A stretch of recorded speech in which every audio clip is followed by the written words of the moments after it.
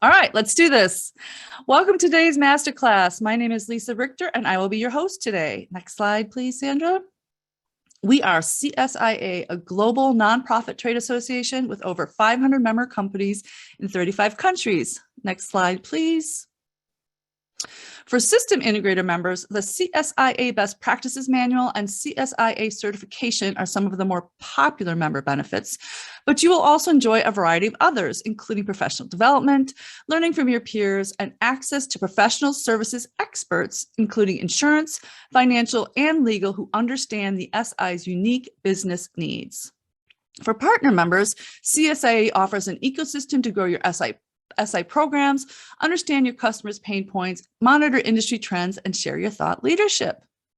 With thousands of qualified integrators and suppliers, the CSIA Industrial Automation Exchange helps SIs, industry suppliers, and manufacturers connect and do business. For SIs and partners, it provides a platform to support your content and SEO marketing efforts, position yourself as a thought leader, and nurture prospects during their complicated buyer's journey. Next slide, please, Sandra. And the good news is that this is actually a good time to join, because companies that join now will get the rest of 2021 and all of 2022 included in their membership dues. And any exchange upgrades or packages. You can get all the details at www.controlsys.org/shine.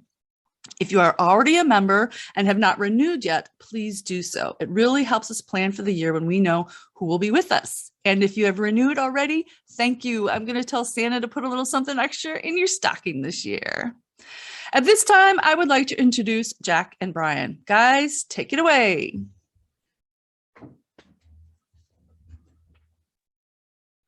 Well, good morning, everyone, and Lisa and CSI, thanks for the time to share about best practices this morning.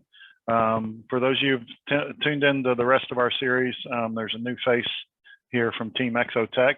Not new to Exotech, but new to this webinar series. So, Brian, if you want to say hello as well.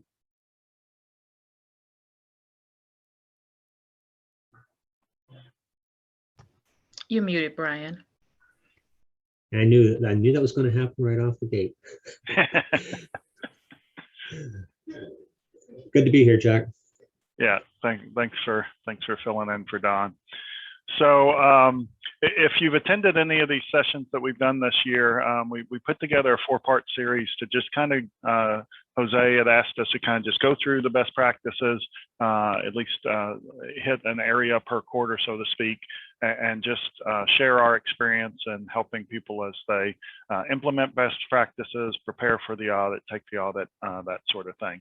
So, we've been happy to do that. We feel like CSI best practices is fundamental to the success of our clients as system integrators.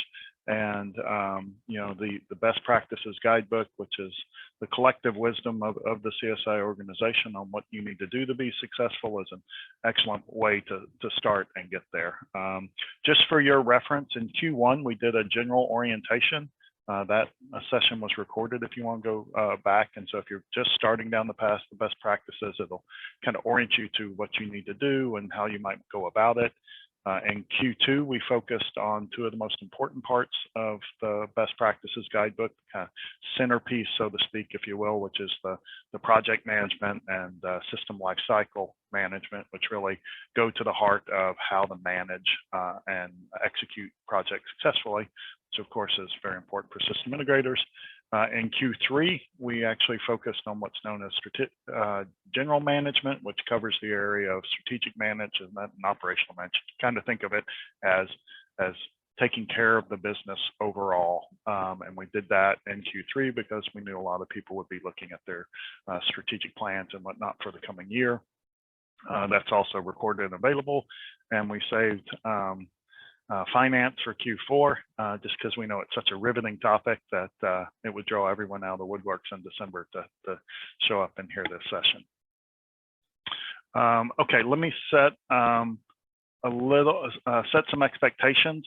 We do have some prepared content. We'll share insights in this area, but we intend this series to be kind of like the auditors in the house. We're here to answer questions that you might have, so feel free to ask questions along the way. I've asked Brian to keep watchful of the Q&A section. If you just post questions there, we'll either hit them at that time if that makes most sense, or we'll have them queued up at the end.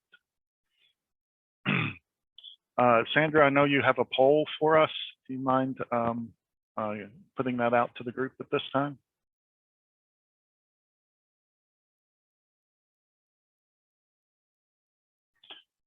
All right, so hopefully you'll see that there. We just kind of want to get a idea of the size of organizations that are represented here today, and that might influence where we spend time or how we might answer the question. Because certainly financial issues and financial management systems and whatnot kind of change as you scale your organization. If you don't mind just taking a minute, identify which of those size organizations you are. It's of course confidential. And then Sandra, when you feel like you've gotten enough representative sample size, then let's see what the results of that are.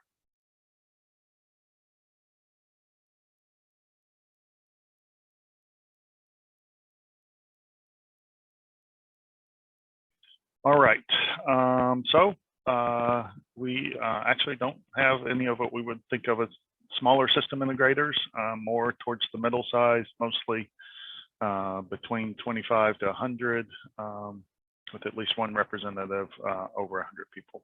So I'd say that's a great set to take a look at. A lot of times in that size of organizations, you really are looking at becoming more systematic and handling your finances, gotten beyond the ability to just kind of cook the books on your own. You're looking for whether good systems and procedures for manage that beyond the owner and the entrepreneur's own ability to kind of keep their eyes on the books themselves. They need to have the processes and practices for the organization to delegate that into the organization to know that it's being done and done well. Brian, any thoughts?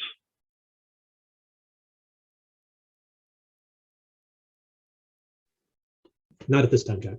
Yeah, okay, thanks. Just bop me over the head when you do. Yeah. All right, so we thought we'd start out by just, okay, what are the kind of common system integration financial issues that we see in the industry, we see with our clients? So starting from that high level of view, we often get asked about what financial system to use. In one sense, I'll say it doesn't matter because there's no perfect system out there. It's more about, regardless of the one that you select, you're likely to have a limited budget, and you'll buy one and probably not be completely happy with it. But here are some things that you need to make sure that you can do, whether it's within whatever financial system that you've chosen, or processes that you build around that financial system to make sure that you're accounting for this. I think it starts as an SI, you need to be able to track your time, material, and expenses to the project breakdown structure level. In a typical manufacturing business, they may be mostly worried about, they just need to know how much inventory they have and how much they can sell. But in a system integration business, you need to have good project-based accounting. You need to be able to understand where your projects are, how much you have invested in those projects, how much you're going to continue to need to invest to bring them to fruition, and just operating from kind of a general feel level, and not really knowing exactly where each project is as far as its financial health is. I'll say it's not a best practice. Something you should be working towards is to have good accountability on a project by project basis of the time, the money, the labor that you have into those projects. And Brian, feel free to stop me or jump in at any point. Yeah, just maybe a general comment, just some additional perspective on this one with regards to systems out there. Typically what we'll see with integrators, particularly as they grow over time, they'll start with something relatively small and simple, maybe a simple QuickBooks or a simple stage, but relatively straightforward off-the-shelf solutions. Then they quickly find as they start deploying it that, okay, we need a lot more information than what we're just getting out of the basic, GLA, RAP out of those systems. So they start building a homegrown solution around it. In some cases, we've seen integrators develop a whole homegrown solution outside of third-party solutions. And as that develops over time, typically as the system grows, that homegrown piece becomes actually a far more complex piece than that initial QuickBooks or Peachtree or whatever that they started with. And the integrator will at some point in time hit the wall, so to speak, where they have to make a decision to move forward. And that's not always clear cut because there's a lot of factors that come into that in terms of, okay, how do I need to move my financial system forward? I've got the accounting methodologies, I figured that out, but my tools aren't sufficient to really give me what I need in terms of all these items that you see listed here on a timely or on an accurate basis. So, there will come a point in time, and again, it's different for every integrator as to what that time is, where they're looking for a more comprehensive solution, more of a, more what we'll call a mid-market level ERP solution, even though you might actually be a small market integrator, relative size speaking, you're looking to try and stitch that in, not just now the financials, but all your project management pieces, your sales and opportunity management. You're trying to stitch this all together in a professional services automation solution. So the thing to keep in mind is these common financial challenges. It's true for all integrators, and it is consistent just in terms of how that evolves over time as the integrator grows. And if the integrator isn't experiencing that growth, they might be comfortable for quite a number of years with the particular system they have at the size they're at, but they do tend to run in lockstep over a period of time. All right, thanks for that. The second one that we kind of wanted to raise, and I realize these are pain points that are probably terribly obvious to you if you've been in this business very long, but second one is the need for an efficient time and expense entry that's integrated into your project management system. And I kind of emphasize that efficient because engineers won't tend to want to do it unless there's an efficient and effective way for them to do that. But to get the really good project cost accounting, you need to have a way that they can really record how much time they're spending on the different items, the steps that are identified in the work down break structure, so you have a good idea of actually where that project is as far as how it's progressing. The third one actually flips over to more the accounting side of things, but an unfortunate reality of the system integration business is we're often dealing with complex billing requirements. We're bidding projects to different clients. The different clients have different expectations on how they want to pay for those projects. I mean, you may have standard terms and the conditions, but they'll be countering with what they want. Being able to kind of track all of that, you need a system, whatever system you choose, it needs to be flexible enough that you can accommodate different billing terms, not just from client to client, but perhaps even from project to project. And to the extent that your system isn't flexible enough to do that, then you have to backfill with procedures and processes to account for that, so that you can deal with that effectively and not lose money in the billing side of the equation.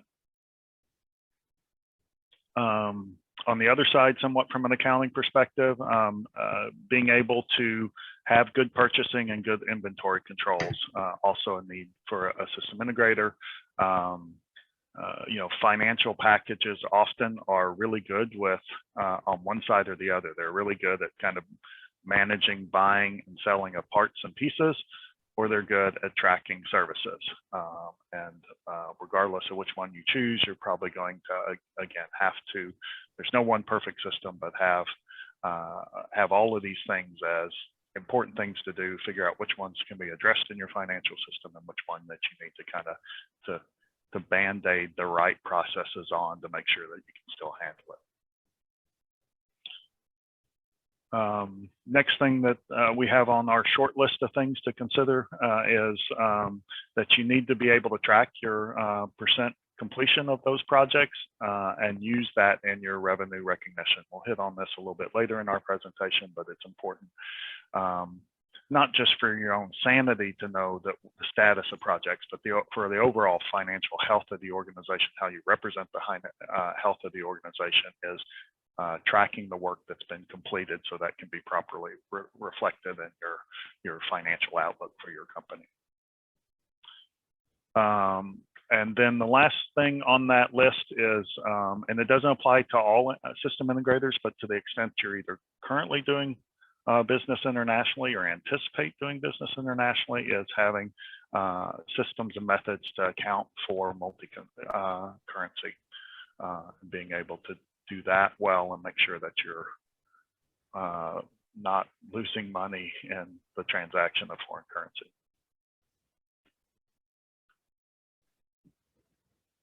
And then the last point that we have on this slide is just kind of a reality. What we see in our industry currently is we see lots of integrators dealing with older systems.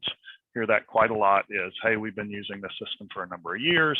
We're looking to move to a new system, either because the vendor is kind of obsoleting that older system or they just have outgrown the financial system they use. So, you know, I bring that up more just to let you know that if you're in that situation, you're not alone.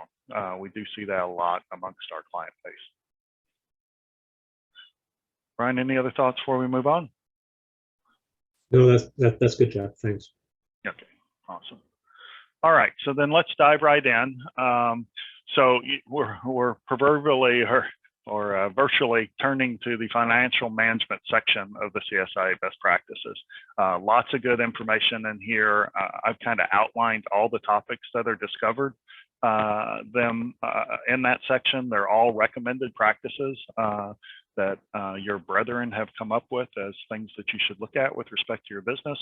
And then within the best practices committee and the certification committee, the ones that are in bold are ones that they have deemed the most important, and therefore, if you're interested in being audited, those will be audited questions. So we'll spend some time talking about as many of these as we can, and we'll probably give a bit of deference to the bolded ones because the committees have, in their infinite wisdom, decided that those were most important for you to pay attention to. Okay, so the first section, first part has to do with how do you measure your financial performance? You know, we talked a little bit. Do you have a financial system? Do you have a meaningful way to, whether it's through your system, tools, or processes, to see your financial picture? And so some key elements of being able to formulate that financial picture is, one, first and foremost, is your revenue recognition consistent with GAAP and IFRS for the type of work that you perform? So are you following standard accounting processes, recognized standard accounting processes for how you are formulating that financial picture? Next in that area is, we kind of mentioned this, is are you tracking your percent completion, and is that work in progress reflected on your balance sheet? It's something that I think is becoming more, the community is becoming more aware of, that this is something that you should be doing, but you can rightfully claim that work that you've completed towards a project goes in the you know, the positive side of your balance sheet. That's monies that you for work that you performed and intend to collect. So I just want to maybe jump in and just as a point of clarification on the GAAP and IFRS. Yeah. So IFRS is, you know, for most that have been, you know, that work on the accounting side of things will recognize it. But you know, it's been developed much more of as an international standard. Many countries around the world have adopted that as the kind of the go-to standard, you know, primarily if you're a public company. Similarly, you know, GAAP has been the go-to for public companies, you know, and still is the go-to in the U.S. The U.S. isn't to IFRS. So I expect that many of our attendees today are probably US-based, but some may be international. If they're looking at, you know, what reference point we're talking about here, GAAP or IFRS, it's really a matter of looking relative to the jurisdiction, the country that you're in, as to what applies there. The other thing with respect to that is best practices, as this was being developed, viewed that as kind of the gold standard in terms of best practices, the GAAP and IFRS and, whatever else might come along down the road in that regard. It's not particularly a legal requirement as it is for a public company, as the vast majority of integrators we touch are private companies, but we do view it as a best practice, those standards, and look for that within the integrator in terms of alignment with those best practices. So that's how we're viewing that from a best practices standpoint. Right. Yeah. Thanks for that, Brian. And one more I'll say about the work in progress. And that's not just the labor that's in progress as well. Work in progress can include labor, materials, expenses, and even expected profit associated with that work. So that's all monies that you can rightfully reflect that you have completed the work and intended to get paid for. So, okay, where to next? We also would advocate having a third-party audit of your financials, at least on an annual basis, to make sure that you're following good practices. There's a section in here. Go ahead. Yeah, just to point on the audit too, when we're saying that it's a good idea, it is. So there's three situations that we see typically on that. One is, there's the full audit. You get third party come in to do that, and that tends to be a very costly process. There's a handful of companies we run into that probably a small percentage that do it on a regular basis because of their the current structures and requirements and governance criteria. There's companies that will do it on an as required basis because it's it tends to be situation dependent. The majority we run into is what we refer to more of as an audit review, as opposed to a full audit, which is a very much lighter look at it. But typically what you'll get even with that review process is just some confirmation from your auditing firm, which is in most cases, in many cases, might be just your accounting firm that you're using for your regular financials, is something in there in your notice to reader back to the company, basically stating that from their perspective, based on what they've seen and what they've been given, that everything looks like it should be in accordance with GAAP, for example, in terms of how things are being presented. But it's not the same as saying, hey, they've audited it and confirmed that it's compliant with GAAP. But again, it gives at least an additional indication that you're on the track, or if there might be some issues that might be off track. All right, and then in the essence of time, I'll drop down to that profitability analysis. What are they talking about here when they talk about profitability analysis? Really, it's the ability to report across different dimensions of your business. So that can be, how's your business broken down by client, by industry, by region, down to even by project or product or service. It's not prescriptive in the sense that different companies organize themselves different way and they go after business in a different way, but some ability to just get beyond, we made this amount of money last year. Well, how's it broken down? How can you break it down? Which areas are growing, which are not? Just having that financial visibility into what's growing, what's working well in your business, and areas that perhaps are of concern. So basically, the more ways you can slice and dice your business, the better off you are, and that would be reflected in where you stood as far as the best practices and ultimately an audit score, if that's the direction that you're going. All right, the next section deals with financial planning. So a couple things to highlight in there. So with respect to having operating planning budgets, and I'm somewhat surprised when companies actually don't seem to be able to come up with that they actually have an operating plan, but it certainly is a good practice to have a budget and have that budget kind of based on prior year's actuals with adjustments. So start from where you're at. What did your budget, or what did, where did you end up ultimately spending money last year? And then how do you anticipate that changing for the coming year? And that can become, a baseline budget for you. Just like, financial models are based on kind of income statements, here's what our income statement looked like last year, and here's what we anticipate it looked like for the coming year. Same principle is take a look back, how things go, and use it to kind of go in with your eyes up on what your expectations are from the coming years based on kind of your strategic plan and where you would like to drive the organization. Operating budget should be set according to your accounting periods. Typically that would be monthly, but certainly quarterly at a minimum to have your budget broken down to see how you're progressing against your budgeted plan. Any thoughts there, Brian? No, it's all good. Okay, awesome. Probably the other area that I would hit in here is, again, kind of what is your budget and what is your forecast is cash flow forecasts. You often hear the saying that cash is king.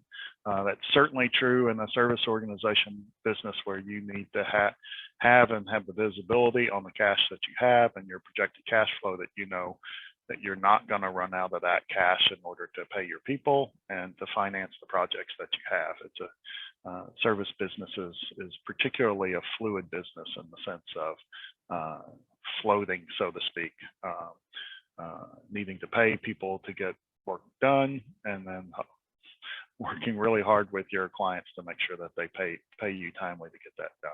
So, and that's really true regardless of size of company. The same issue applies. You can be a small company or you can be a large company.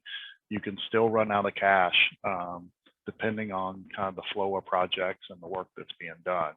So something that's just essential. Can't live in a blind spot to where you're get into situations where you're having to pay out more money for a long period of time before you can draw your next breath, your next amount of money coming in. Just one additional comment on this is that, we do see everything from A to Z, from very detailed, very well comprehensive managed cash flow forecast to just simply not being done. We do encourage that even companies that might be sitting on a lot of cash in the bank, so to speak, hey, cash isn't a problem for us. That's probably a more likely scenario where we might see very little done in terms of cash flow forecasting, but we still strongly encourage it as a best practice, because we've certainly seen more than one company over the years quickly spin from having plenty in the bank to, my gosh, how are we going to make next salaries for next month? And that can and does happen, and having a good practice where you're proactively managing that on an ongoing basis is a really good idea. Yeah, and I would add to that, Brian, as a more advanced practice, actually, if you have larger projects that are consuming a lot of your engineering bandwidth, to actually do project cash flow casting on those projects, because if you have one or a handful of projects that can really torque your cash flow overall, it's worth actually treating that as its own cash flow and making sure that when that gets boiled up into your overall cash flow, you have some visibility about whether a particular project can really get you in a challenging position.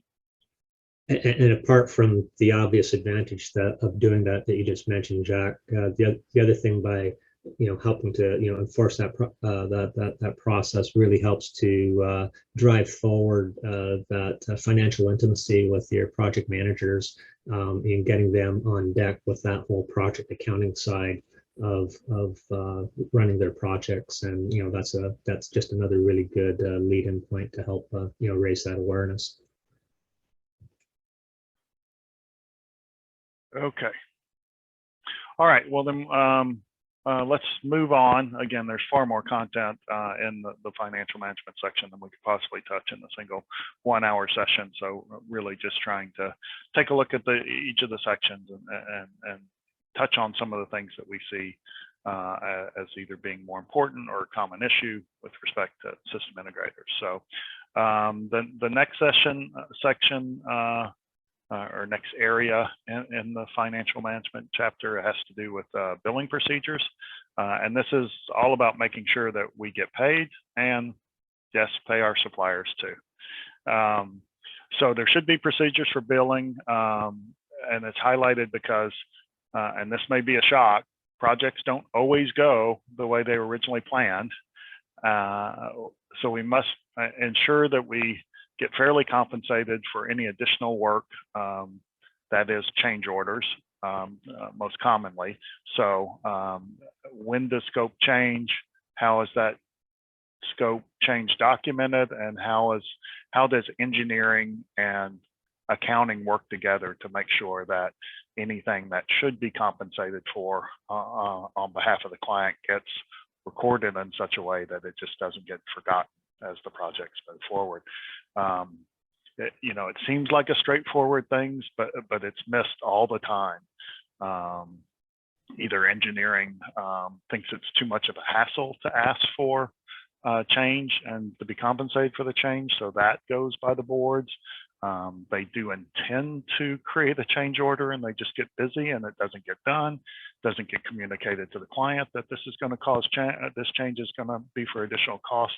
Just a whole myriad of different things that can, I call it death by 1,000 little cuts, just little things that get missed that really affect your profitability just because you don't have adequate change management processes to make sure that these things are being accounted for.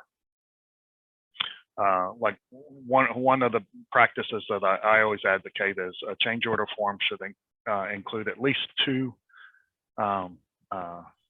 blanks or two areas in the form. One is, how much is this change going to cost?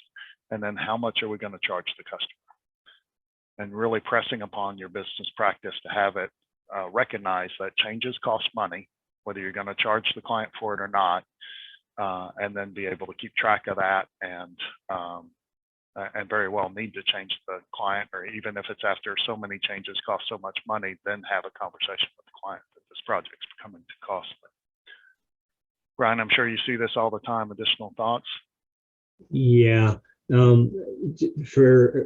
realize we're just focusing on financial management today, but for those that have taken the time to look at the best practices as a whole, have looked at the project management section, there's items in there that talk about change management as well and change orders, and then you're talking about it here on the financial end of it. And why is that? And part of what this is trying to drive towards is, quite often our project managers may have visibility and maybe tracking change requests, change orders, that type of thing. But the key is that accounting on the financial side of business also has that visibility into it, and that they have that mechanism to ensure that those things are flowing through properly, being billed properly. So, regardless of where you want to lie the specific mechanics of the process itself, whether PM's initiating, triggering an invoice, or accounting is, that is, obviously you got to figure that out, but that's not the key point. Key point is that, yeah, it's being dealt with on a PM side, and accounting also has that visibility. And we do go into companies where you don't have that level of visibility, those checks and balances, and that's a big part of what this is helping to drive towards. Mm-hmm. Yep, absolutely. And have accounting responsibility to go back and make sure that whatever changes were made, at least those that needed to be charged for, that happens before projects get closed out. Absolutely. So just, you've rightfully done the work. You rightfully should be compensated for it. Just make sure you actually get paid. Speaking of getting paid, then the other one that's highlighted in this area is having your accounts and receivable monitored and aged. This is another one that can kind of quickly get into blind spots for organizations. To be brutally honest about it, the longer your client has your money, the less valuable it is to you. So having a good tracking system to know how much you're going to get paid, and when you're supposed to have gotten paid. And then the longer that drags on, what are mechanisms that you have? When does it go from the admin that's in charge of asking for the money to the financial manager that needs to follow up with the client, to the account manager that needs to follow up with the client? Having rigor around just making sure that you get your money and you get it paid for in a timely manner can directly affect your profitability, because the longer they keep your rightfully owned money from you, that costs you money.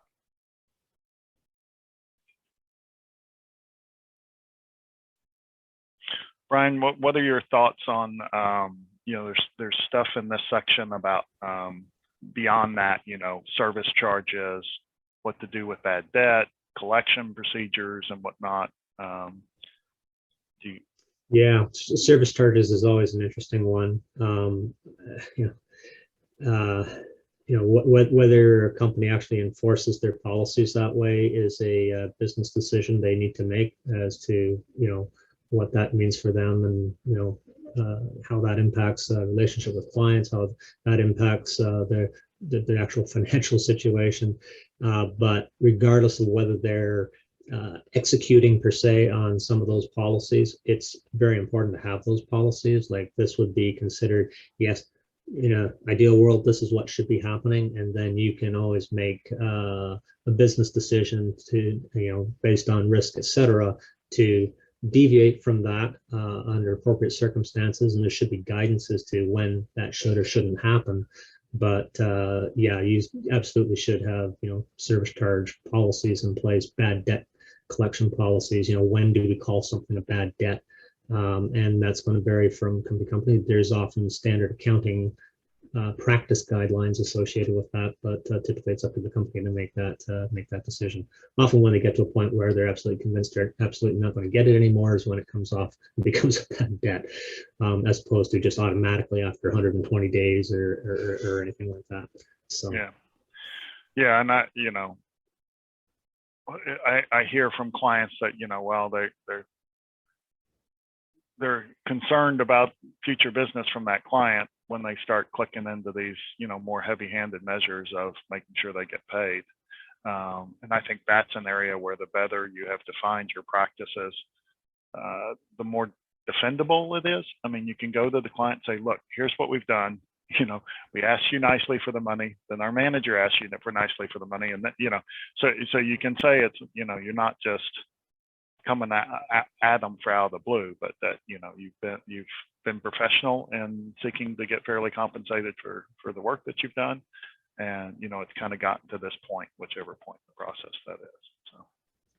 So just one other real quick one on this: if you're going in doing work, taking on work with a client that doesn't pay well, a couple of things you might want to check out. One is your go no-go policy as to whether you should be doing business with the client that doesn't pay well. The second one is that, if it makes sense that you should do that, maybe have this discussion up front rather than chasing them after the fact and say, hey, we'd like to do this with you, but hey, let's set the rules of engagement so that we're not talking about service charge issues at the end of the project or after the invoice goes out and it's been late for 200 days. But it's understood and agreed upon up front, if there are going to be delays, that there's a cost of money that needs to be factored into it. Yeah, I think that you're right. Absolutely right there, Brian, particularly if it's a client you're going back in with and had a previous not so great experience, then have that conversation up front. Can we expect this again? If so, you're expecting us to finance the project, we're happy to do that, but the cost of our project will include the financing that's going to take to actually do it before we get paid. So yep, absolutely. All right. So before we move on, it's not highlighted in bold, but just one other section I wanted to click off was about managing credit and expenses and cash. There's a lot of good practices described in this section for doing that. Perhaps, at least in my opinion, the most important is the financial control of cash transactions to reduce the risk of embezzlement. People get a little bit uncomfortable on this, like, oh, well, we trust our people, we trust, our partners and whatnot. And our advice, my advice is just don't overly be complacent in this area. You never know what challenges people have, what pressures they have on them. So it's good to have practices where responsibilities are isolated and duties segregated, so that you have proper oversight and authorization to make sure that some unfortunate situation doesn't get away from you and you end up losing money through that mechanism. Because at that point, getting it back is even worse. So it's better to just have some good hand-holding techniques to make sure that there are enough eyes and the right eyes on those sort of cash transactions to make sure nothing's getting away from you. Yeah. This is what I can't stress enough. I've certainly run into a lot of companies where this has happened. More than you might think. And this isn't just a business and a financial issue. It just pretty much invariably also becomes a personal issue, because I can't think of a situation where it hasn't involved people that you closely trust.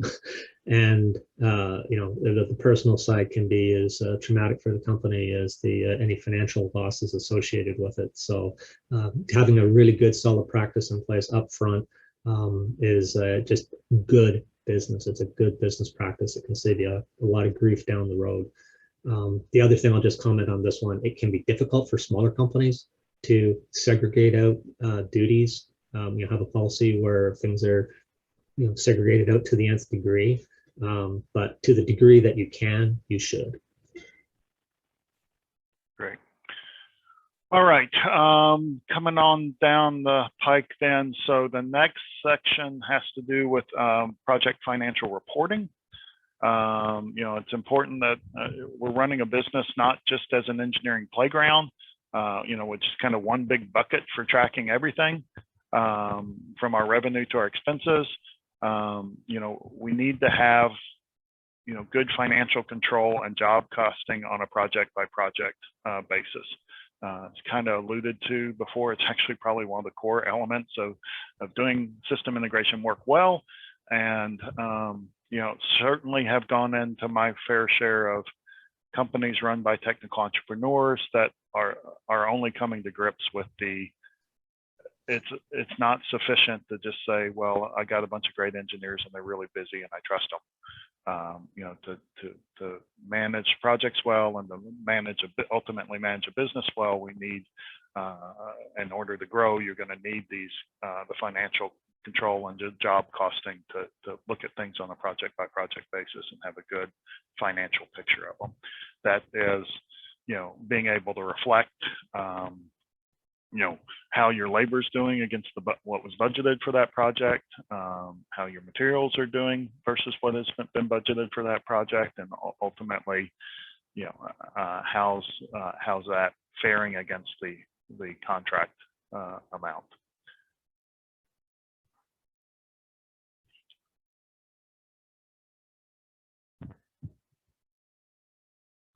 Sorry, Brian, I weren't sure if you were going to lean in there, but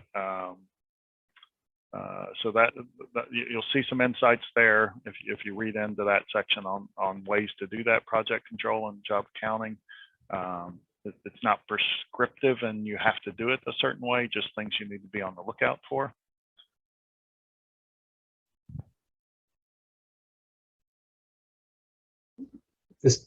I'll say on this one, this is the percent completion, that the work in process side of it is really critical. Having a job costing system where you can set things up and effectively manage WIP effectively is really key. So the two go hand in glove, and so can't stress the WIP management enough. So that's absolutely critical in terms of looking at your job costing system in terms of how that works at the end of the day.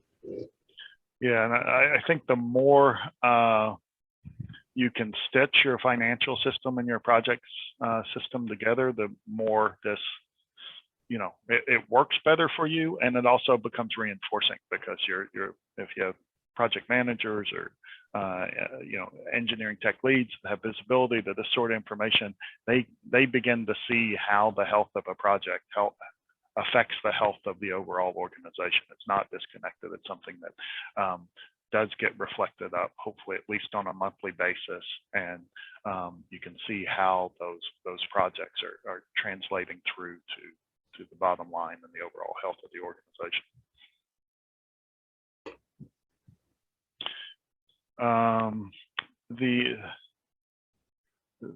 Those were the kind of two highlighted section. There's nothing highlighted under taxation, meaning there's nothing audited per se under taxation. I just want to caution that doesn't mean you should ignore your taxes, and that's not particularly important. As a matter of fact, you can get in a lot of trouble if you don't do your taxes right. But anyways, you know, there's some good information to look at in there. If you're not familiar with the best practices manual, I call it the book of great questions to ask. So it's all the things that the SI community and their wisdom over the years and in committee have distilled down into, these are good things that you at least need to think about, hopefully have a good question for or response for over time as you grow as an organization. There's certainly ones that you should be bothering yourself in the tax section as well. You know, if we had a recommendation, it would be good to have a third party that you could consult to ensure that you're meeting your tax obligations appropriately. Brian, any more thoughts there? No, not on taxation. No. Do your taxes. Yeah. All right. Well, I want to be sensitive to time, leave it open to some Q&A at the end. So I think that's the last of kind of the prepared slides that we have. So yeah, any questions? Did any of Lisa or Brian, did any of them come up during the session at all, or we can just open it up? Jack, I think you must have presented with complete clarity. I don't see any questions.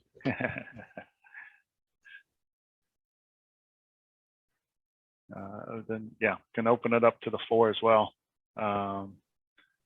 If not a question, something that provoked your thought today, what was something that maybe was in your blind spot, or something, man, I'm really going to need to go away and think about that?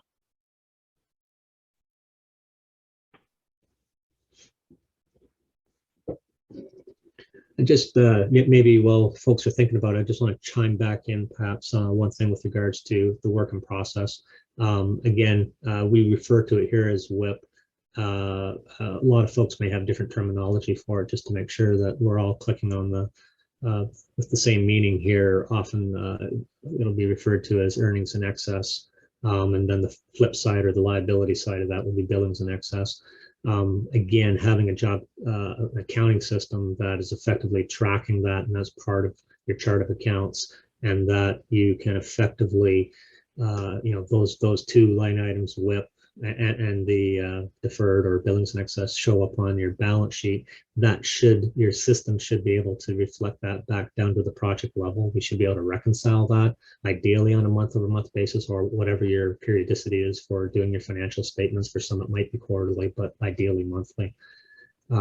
It's a good practice as part of your working papers, and for many integrators now, we see this in place. So it's, you know, it's a good thing. This has definitely been evolving over time, but to be able to do that reconciliation down to the project level, at least, as to, you know, what's WIP, what's deferred, or earnings or billings in excess, and that should reconcile with your balance sheet. So yeah, no, I appreciate that. And as long as there isn't any other questions, you know, what I would say about— we have a question Yeah. in the Q&A. And it's actually from Danny. And he says, I came into the meeting late, so you may have covered this. Is there a best practice, recommended way to structure the accounting book? Good question. One thing that I might suggest on that, you know, typically you'll find, you know, accounting, you know, methodologies tend to follow standard practices in the accounting world, but, you know, your natural accounts tend to follow similar structures from system to system, although individual tools may do it a little bit differently. But just as a general model, one of the things you may want to look at is on the CSIA Pulse, there's some of the information there. If I recall correctly, there's setting up and structuring a chart of accounts in there, and you might want to reference some of that information to give some additional insight in terms of how that might impact what you're looking for in terms of setting up your books. Yeah, and if you can't find that, Danny, on the CSIA website, then feel free to reach out to us, and we'll follow up with you and see if we can't point you in the right direction. Comment I was going to make about reflecting finances back into the project side of things is I think people can kind of say, well, finances, well, that's our financial or our finance sites HR person, that's their responsibility to take a look at, and engineers just keep their head down and do engineering. I think there's some fallacy in that. The more we can expose the engineering team, who's the project managers, to the financial aspects of a project, in absence of that, they just see so many hours that I have to work to get a job complete. And even if they could get the job done earlier, hey, I got more time, I'll spend more time on this, with just absolutely no realization that spending above and beyond time of what was really necessary is fundamentally affecting the health of that project financially, as well as the health of the organization financially. So I certainly advocate everybody is a financial steward of the organization. Everybody can be doing something to help with the overall finances of the organization. So the more visibility that you can create by having your systems more tied together and driving finances down to the project and to the breakdown structure level, it'll pay dividends, so to speak. That's a great point, Jack. We talk about financial management. This section, we tend to look at the traditional accounting department type of view of it, but financial management in a project-centric organization, financial management really starts with the project managers, and this comes back to perhaps a broader question: is what is the role of a project manager? How do you define that job description? And lots of folks tend to look at that more from that strong technical focus type project manager, and they don't necessarily have that financial intimacy with the projects, and it's expected to be picked up elsewhere. Our observation on that is that things work a lot better. There's a lot better financial controls where PMs or whoever is effectively filling that role has that financial literacy, that financial intimacy with their projects, and then you have the systems in place to effectively integrate what's happening at a project level versus stitching that back to what's happening on the accounting side as well. So absolutely needs to start there at the PMs. All right, I think I'm going to get the wrap up sign for Lisa. So before I let her take it back away, I added this page. So there are some useful information on the CSIA website. Point to the Pulse program. If you're looking for good financial metrics, check out that program if you're not already participating. I mentioned some of the best practices web events that we've recorded throughout this year. So for this sort of dialogue on other areas, please check those out. At exodeck.com, we have a resources page where we put some information up ourselves, various briefs and presentations that we've given. They're kind of broken up into the different areas like finances. You can check that out. I'll put a plug in for that state of the industry there. That's something we are doing quarterly, where we collect financial information throughout the community and get that out for your consideration. We've recently started delivering that in strategic planning sessions at some of our clients. So if that would be a benefit to your due diligence, then we're happy to do that. And then last but not least, I'll put in a plug for peer groups. That's something we've really seen taken off during this COVID period, when people are trying to fast learn on what things are going on. So we have a number of peer groups. If you're interested in this area of financial management of SI organizations and would like to be part of a peer group like that, let us know, let me know, and we'll see if we can't get a quorum and put a peer group to share best practices, best ideas in this area. With that, we really want to thank you for your time. I know it's a busy time of year for system integrators, and so for those of you that were able to join us, we really appreciate it, and hope you'll get things wrapped up and be able to enjoy the holidays. Thanks, guys. We do have a couple of slides left here, just some more housekeeping things. I'm just going to put that up for me, hopefully lickety split. In the meantime, I'll go ahead and get started with my spiel. On behalf of CSIA, I would like to thank Jack and Brian for this informative discussion. And of course, thank you for attending. I'd also like to remind you that a recording will be available for viewing within the next couple of days.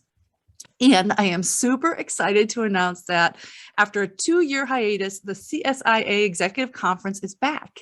It's being held later in the year and has a new days of the week pattern. We're going to go Monday through Thursday, and it will include plenty of formal and informal networking opportunities so you can catch up with each other and do the relationship building that's not always possible in the virtual environment.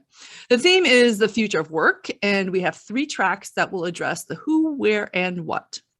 We'll, of course, also have our keynotes and our panel discussions and some of the traditional favorites like lessons from the hot stove. Registration is open right now. You can go sign up right now. You just visit www.controlsys.org/conference2022. Next slide, please, Sandra. So that's it for today's program. Once again, thanks for joining us and have a great day and Happy New Year. New Year, folks. Thank you.